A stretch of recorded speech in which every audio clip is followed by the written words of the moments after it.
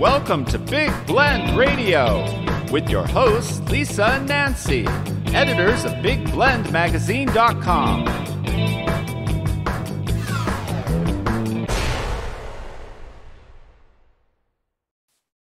Hey, everybody. Welcome to Big Blend Radio's Quality of Life show. Every third Wednesday, we get to talk with Dr. Jackie. We say Dr. Jackie, but it's Dr-Jacqueline-Eubany. She is a board-certified cardiologist and electrophysiologist and author of the best-selling book, Women and Heart Disease, The Real Story. And I encourage you to go to her website, womenandheartdiseasebook.com. And, it's February, which is Heart Month. Really, Dr. Jackie? It's every February, right? And I think October yes, there's heart something. Health. February is Heart Health Month, and Okay. recognition that women have a high rate of death from cardiovascular disease. So women especially. So, that's Yes. something we kind of forget. And we always like to touch on this, that when it comes to women having a heart attack, a lot of times we don't recognize them having one. Absolutely.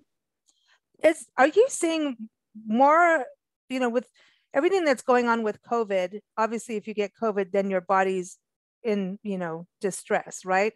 Are you seeing a rise in heart health issues over the pandemic? It's really hard to say. The data is not out yet. But we're not seeing that many hospitalizations from COVID anymore like we used to. So the numbers of people being hospitalized for heart disease seem to have, come back to where they were pre-COVID. But only time will tell with data being collected for us to really know if there's actually been an increase in heart disease as a result of COVID. I suspect there will be, because during the 2 tumultuous years of COVID, people being quarantined and not going to work, everybody started up with their bad habits, maybe forgetting to take your medications, maybe not going to the doctor as often. We will see repercussions of this, but this I think will happen over, several years. It's not something that you would see the repercussions over, a few weeks or a few months. Yeah. It's, I think about, you talk about women and heart disease. I know, men obviously also affected by it. And I know today's topic is really looking at lifestyle habits. And I think some of us went and did really good, and some of us were really naughty. And then, there's stress involved. And so it's really hard when you're feeling stressful to not have, that extra cookie in the cookie jar or that extra glass of wine. I didn't say it, but, but it's kind of hard to not reach for those things that kind of help you get through. And I don't think the stress from the pandemic is really going away, because people also are making huge life changes. People are maybe quitting their job and starting a new career, maybe homeschooling now. That could be a little stressful. Like suddenly Absolutely. you got to learn trigonometry.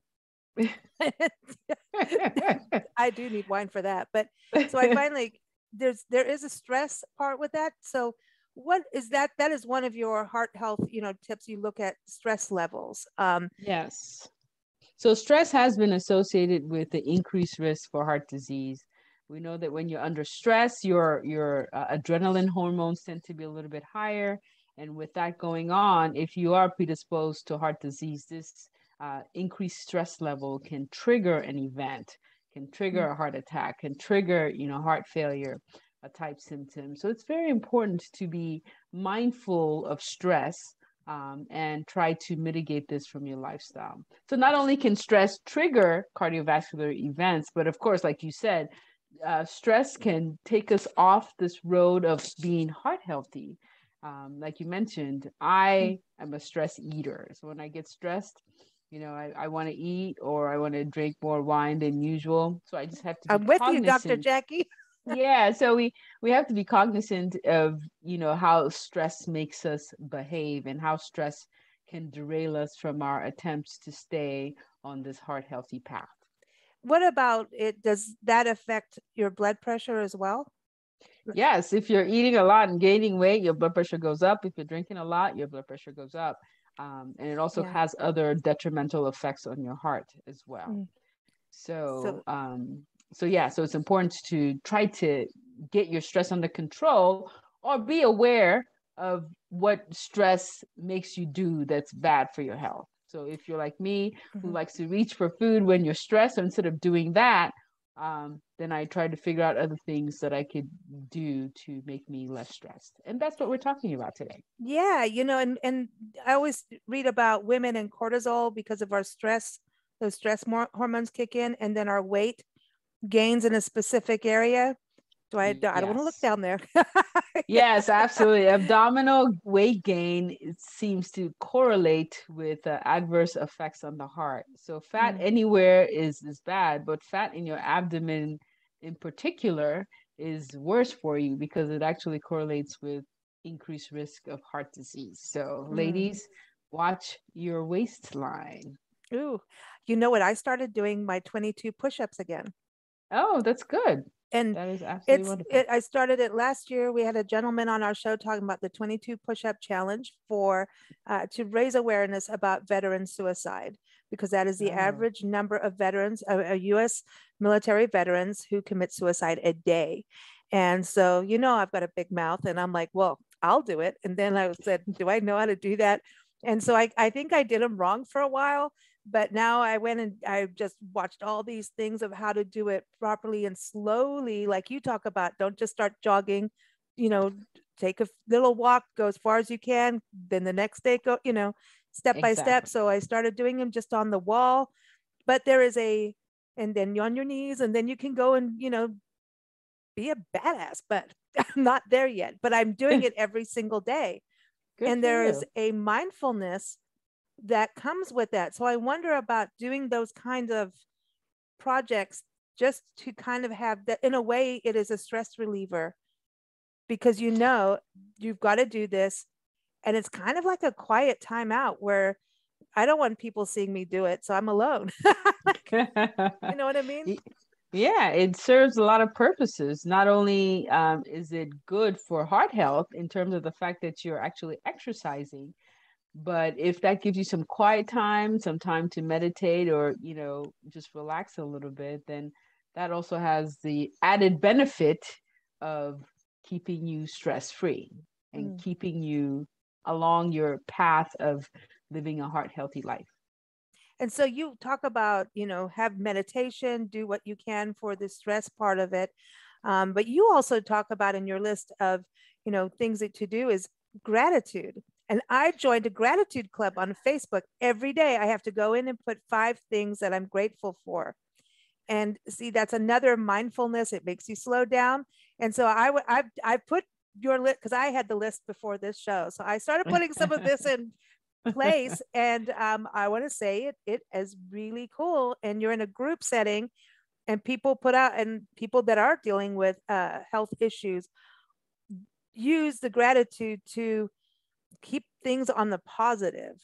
And Absolutely. it's pretty amazing. Absolutely. Yes, I think having an attitude of gratitude Ooh. is amazing and and awesome because when you're grateful, when you start thinking about, what you're grateful about in your life, it just gives you a better outlook on life. It makes you happier, makes you more relaxed. So I think always having an attitude of gratitude, or like you're doing, journaling or putting it somewhere so that you are mindfully thinking about it, Mm. it gives you a better outlook on life and it makes you happier. And we want people to be happy so that they can stay on their heart healthy lifestyle path. In talking about that, and some of the people in the group I see are going through some severe health issues. Do you see that, with if you are diagnosed with heart disease, it could be depressing, like you could be scared. So is this a way to kind of balance that emotion, because it's traumatic when something is really wrong? Yeah, no, absolutely. And when you become depressed, you're less likely to take your medications. You're less likely to follow up with your doctor's appointments, which all spirals and makes your condition worse. Mm. So doing this can help you, if you can find things in your life, which is actually not really hard, to find things in your life that you're grateful for and you document that and you're mindful about those kinds of things. It gives you a better outlook on life and it may give you some encouragement to stay on the heart healthy path And not go to the cookie jar. and not go to the cookie jar. Okay, speaking of naughty things, you put on the list smoking, which I know is like the That is like, is that the number one worst thing? It is the number one preventable worst thing that you can do, because you're actually doing that to yourself. That is absolutely preventable. You don't have to smoke. Smoking is terrible for you. Cigarettes have a lot of smoke. In addition to nicotine, which is the addictive component of cigarettes, it has a lot of chemicals. They say about 600 chemicals that when you light when you light the cigarette and burns, the chemicals become what we call carcinogens, which can lead to cancer. So not only does it cause cancer, it can cause all kinds of detrimental effects to every single organ system in your body, the heart. So smoking is bad for you all around. So if you don't smoke, don't start smoking. And if you do smoke, you should quit smoking. You should talk to your healthcare provider about ways that are available to help you quit smoking. What about vaping? Because we see a lot of people vaping, a lot of young kids thinking it's okay.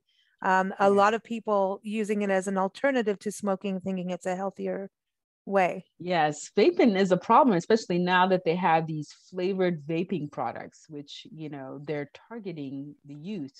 These tobacco companies want to get younger people addicted to nicotine now so they can have lifelong customers.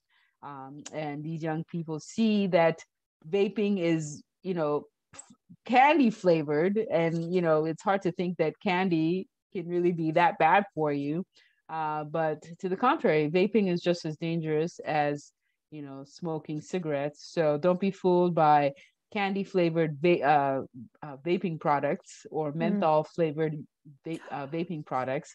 They have the same risk of cardiovascular disease as just smoking a cigarette. I remember in school where menthol cigarettes were the thing, and the girls would smoke the really long thin ones. I don't know if they have those. Do they have them? I don't know, but that was sure. Like a thing. Oh, the girls would have their menthols, and the guys were like, no, I'm doing like the hardcore whatever brand, and I'm not going to say the brand names because I want to promote them, but you know what I mean. It was that whole thing, and I always wondered, those candy cigarettes. Remember those candy cigarettes you'd get as kids? I mean, do you think that was part of it? Like who got paid off for that? Right, exactly. Exposing children at a young age to smoking and wanting them to get addicted, it's just always a bad thing. Yes. Not good. So no vaping. Okay, what about a celebratory cigar? No. Not even one. I think smoking is just bad for you. I mean, especially if you think you have an addictive personality, you don't want anything that you can potentially get addicted to. So I would say overall, smoking is bad. Avoid it at all costs. No. Okay. So we're going to have attitude of gratitude. We're going to get our stress under control, but not through smoking and not through the cookies or the wine. But you talk about taking a 1 hour walk in the park. Nancy and I love that. Because it does calm you down, and you're getting some action exercise. Yes, I encourage people to try to do some form of physical activities that they enjoy. I know you and Nancy enjoy, and I do too, taking 1 hour walks in the national parks. I remember when we started that campaign, every time I would go around or go anywhere, I'd look for parks. National parks close by, and you're just amazed to see that so many parks close by that you never even thought about until we started this campaign. But yes, exercise is good. Anything that causes your heart rate to increase just a little bit is good for the heart. So taking a 1 hour walk is a great idea. And gentle, and it doesn't have to be a national park. If you don't have one, your community park with pathways. I mean, it's even if you're a mom, you could be pushing your baby in a stroller, right? And getting some some physical activity. Absolutely. You don't have to kill yourself. The American Heart Association recommends 150 minutes a week of moderate physical activity. That's 2.5 hours. That's not a lot. We can do that. Yes, you can start there, but you should definitely try to increase your physical capacity level as time goes on, but definitely start slow and build up as you get stronger. So exercise, gentle, your blood pressure. We were touching on that, and you said to check your blood pressure. So is that something you do at the doctor's? Do you go to the pharmacy? They have those big machine, that weighing machine. I ain't going on that. Yeah, so we call high blood pressure, we call the silent killer, because you don't know you have it until something catastrophic happens. Usually people have no symptoms whatsoever, and they're walking around with hypertension, and then one day they have a stroke, and that's how they find out that they have hypertension. So I recommend that you check your blood pressure. You can do it. It's up to you. You can, have it done when you go for your regular doctor's appointments. You can do it, go to CVS or one of those pharmacy and just get one done. But when you are identified as having high blood pressure, or when you have the diagnosis of high blood pressure, it's very important for you to have a blood pressure kit at your house. This way you can monitor your blood pressure on a regular basis and work with your physician to try to bring that down. Okay, so how do say you have one right in your house? And because I know a lot of people are like, I ain't going out, and not, maybe, they're staying at home still, or, want to do it at home. What should you be looking as a positive and what's a negative? So the American Heart Association came up with some recent guidelines to determine what normal blood pressure is. They lowered the standards, so a lot more people have the diagnosis of high blood pressure than before. So what's considered normal now, according to the American Heart Association, is anything that's less than 120 over 80, 70 to 80. That's considered absolutely normal. That's what we should aim for. If it's higher than that, in the 130s, you should really start implementing some lifestyle changes to bring that down. Anything higher than that, in the 140s, you should be started on medications right away. Ooh, so you can reverse that if you're on medication now, if you put your life, I know everyone's different, right? Yeah. You can definitely bring your blood pressure down if you maintain a heart health, a healthy lifestyle. And you can even bring it down to the point where you don't need medications anymore. But, that can be tough because it's something that you're going to have to sustain. And if you know that you can't sustain that lifestyle, then you may be better off taking medications. But if you feel you can sustain that lifestyle, then keep at it and come off the medications. Okay, that's good. Now, what about, I know we've talked about diabetes before too, because I've watched friends had reverse diabetes and had to reverse blood pressure, and they've just went full, like it kind of went hand in hand with their lifestyle change, that they were able to not be in the bad zone with diabetes, which meant their heart was doing better.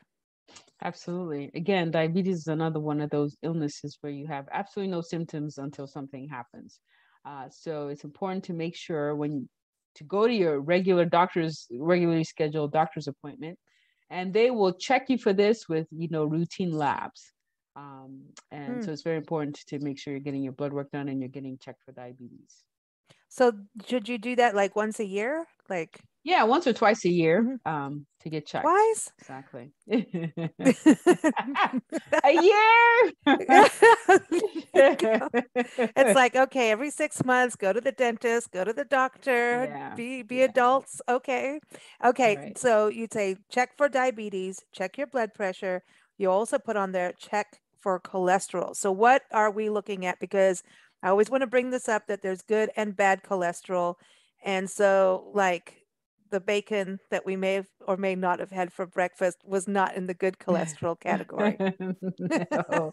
So yes, there's such a thing as a good cholesterol and the bad cholesterol. So the HDL is called the good cholesterol, and the LDL is the bad cholesterol. It's bad cholesterol because it is what deposits in the arteries of your heart and causes the plaque buildup and formation and buildup. And the HDL, so it's like your teeth. Like if you don't brush your teeth, you're going to get like tartar, and you're going to and it clogs. Exactly. Ew. That's exactly what it does. It clogs up the arteries, and that's what the LDL does. And the HDL cleans that up. So it's a good cholesterol because it kind of cleans that up to maintain it's the Drano patency. Yeah, exactly. Exactly. So I can see this now. Okay, forget the other part of, it is actually like clogging the drain with bacon grease, and avocado will not clog your drain. No, right, Like the exactly. kitchen sink. Exactly. Okay. Exactly. Oh, so when you look at someone, can you see like the grease, like literally like the tartar, like I say the grease, but can you see that buildup in there? And then like, I can't see it with my eyes, but we can do a test called a cardiac catheterization. And sometimes you can see, or a CT scan, actually, that's the more recent things that you can do. A CT scan can show it to you, show you that you have, plaque already building up in the arteries of your heart. wow, that's a trip, Dr. Jackie. So then do you just like suck it out? Like, no, you. I'm thinking with people with like an ear infection, and some people get stuff like, their wax sucked out. So like, so leading a healthy lifestyle, and if your cholesterol is high, taking cholesterol medication can help reverse or just keep the plaque stable. You want the plaque stable because when it builds up too much and clogs up that artery, as you referenced a clogged sink, you're not going to be able to get blood through that artery, and your heart will not get the oxygen it needs, and then you suffer a heart attack. Leading a healthy lifestyle prevents the plaque from building up to the point where it completely obstructs the artery, and sometimes the cholesterol medications can help reverse some of that. So so it's all about your diet. You'd be amazed. I don't want that now. Like now that we're talking all that, it's like now that I just see like bacon fat in my, like, yes, that's exactly what I it is. don't think I That's ever what want it to eat is. bacon again now. Like I'm totally, that's because when you eat it, that's what it does. It just goes and just clogs up your arteries. And it ew. just forms. Yeah, exactly. Well, no, but I mean, it's kind of true. If we look, I think sometimes we have to visually see what we're doing to our body. Like, if we didn't have the little COVID, little Christmas ornament looking virus ball thing that it is, that was part of the COVID. People didn't believe it was there because you couldn't see the particles. You can't see it. Exactly. But you have the little, the little, whatever it is, the cell thing, whatever that little diagram is, it at least gives you a visual thing of what's going in you. And, it's like, I don't know, I'm visual. So maybe some other people aren't, and maybe I've grossed everybody else now, but that's important. So cholesterol. So when you go to the doctor, they check your cholesterol? They check your cholesterol, and they'll be able to tell you the breakdown of your total cholesterol, as well as your LDL cholesterol and your HDL cholesterol. I remember. Yeah. So that's where you have to be careful with eggs too. Eggs are good for you, but if you have too many, right? Yes. The egg yolk in particular has a lot of cholesterol. Yes. Well, I don't want to eat an egg without the yolk. Just saying. You can have egg whites. You can have an egg white omelet. Okay. Spinach and feta cheese, and not big. Yeah, we're going back to that Mediterranean diet. That's right. I like that. So the other part, this was interesting. You talked about yoga, meditation. We kind of touched on all of that, but the other part you put in there, travel and getting together and laughing with friends. So I want to know about this travel, because I know you love travel. Yes, it's one of my favorite. Oh, go ahead. No, go. I get so excited about travel. I just always want to talk about it. It's just one of my favorite pastimes. I absolutely love to do it. I love, traveling, seeing the world, experiencing different cultures, trying out different foods, and and all of that. So for me, that brings me such great joy and such relaxation. So I put down travel because that makes me happy. But I think everyone individually needs to figure out what it is that puts them in their happy space, that makes them less stressed out, that they look forward to doing.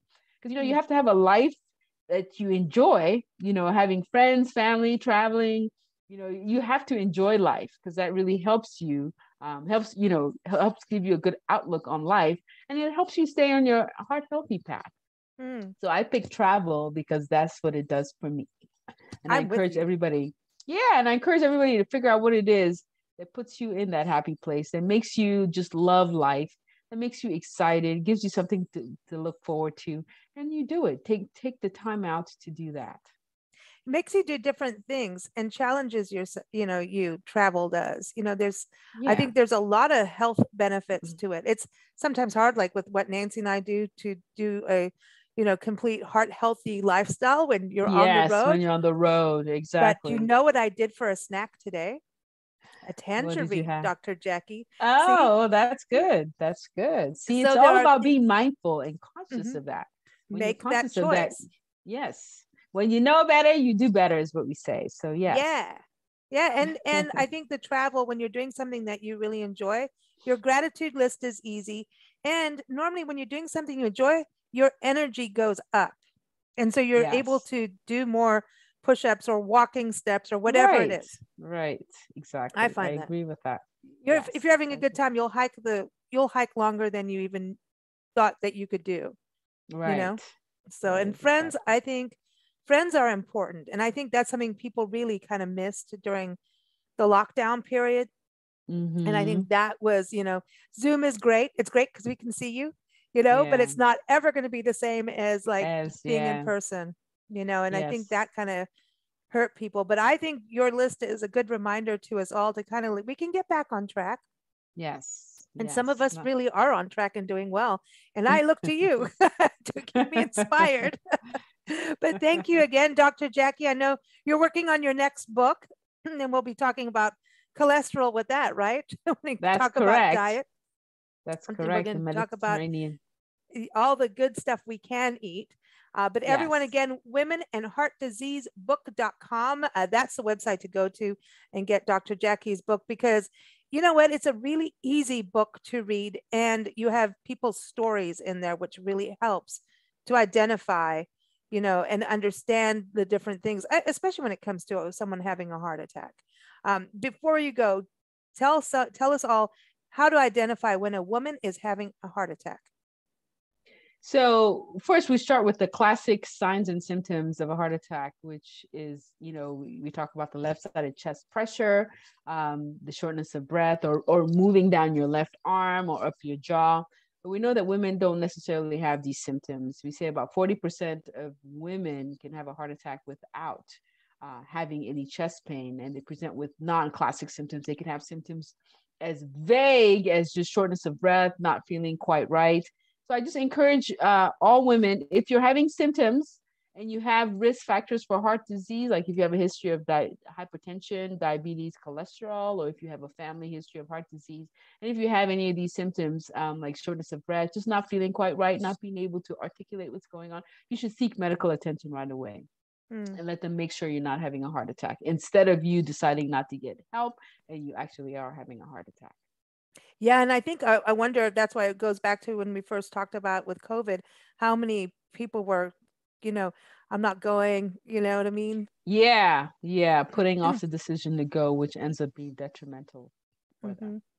Yeah, it's been a wild and hard road, especially for healthcare workers like yourself. So thank you for all you Yes, do, and all the nurses and everybody that works in the medical field. You guys rock it. It's so hard what you're doing, really, to keep a chin up and keep positive. You're talking about yes, gratitude and positivity. We've heard so many stories of just healthcare workers just having a really hard time. So you know what? Thank a nurse, thank a doctor, thank a janitor that works in the hospital, the pharmacist. absolutely, Be kind to the absolutely. pharmacist. He may give you the right drugs. No, I'm kidding.